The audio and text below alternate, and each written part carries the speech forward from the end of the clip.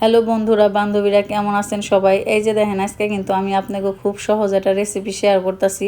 আজকে আমি রান্না দেখামো ডাল সিটানি ভাত। তো ডাল সিটানি ভাত কিন্তু অনেকেই রান্নার পারেন, আবার অনেকে আছে রান্নার পারেন না। তো যারা রান্নার না পারেন তারা কিন্তু এই ভিডিওটা দেখে ডাল সিটানি ভাতটা রান্না নিবার পারেন, তাহলে নন যায় তাড়াতাড়ি রান্না নেই। এই যে দেখেন এই জায়গায় আমি চাল আর মাসকলাইয়ের ডালটা ধুয়ে নিছি।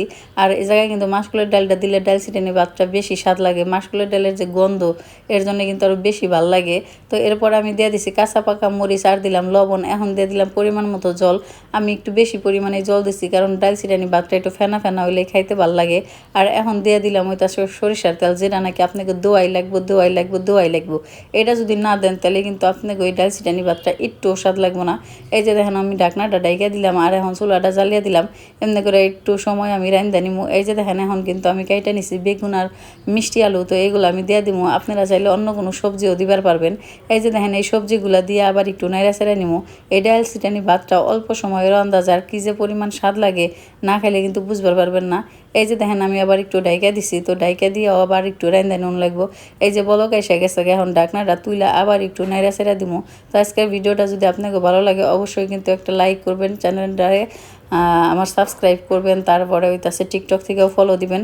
তো ধন্যবাদ সবাই এই ভিডিওগুলো যে আপনারা দেখেন, লাইক কমেন্ট করেন। তো আপনাকে জন্যই কিন্তু এই ভিডিওগুলো বানাই আর আপনাকে বিনোদন দেওয়ারই চেষ্টা করি। তো যাই হোক, কথা কইতে কইতে এদিক দিয়ে কিন্তু আমার এই যে ডাল সিটানি ভাতগুলো হয়ে গেছে, আর দেখেন একটু হালকা একটু ফেনা ফেনা আছে।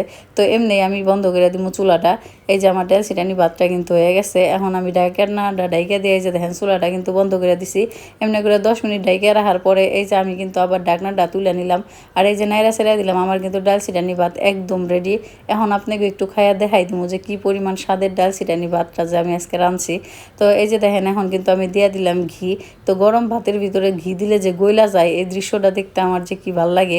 এই যে দেখেন এই জায়গায় নিলাম একটা কাঁচা পাকা মরিচ, তারপরে নিছি একটু ঘি, তারপরে হাতে ডলা দিয়া তারপরে মাইখা যে ডাল সিটানি ভাতটা মুখে দিছি।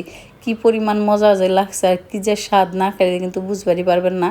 তো এত সুন্দর ঘিয়ের মানে আর কাঁচামরিচের ঘ্রাণ সব কিছু মিলা আপনার এত মজা লাগবে। অবশ্যই কিন্তু আপনারা চেষ্টা করবেন এই রেসিপিটা রান্না খাওয়ার লিগে। ধন্যবাদ সবাই এই ভিডিওটা দেখার জন্য।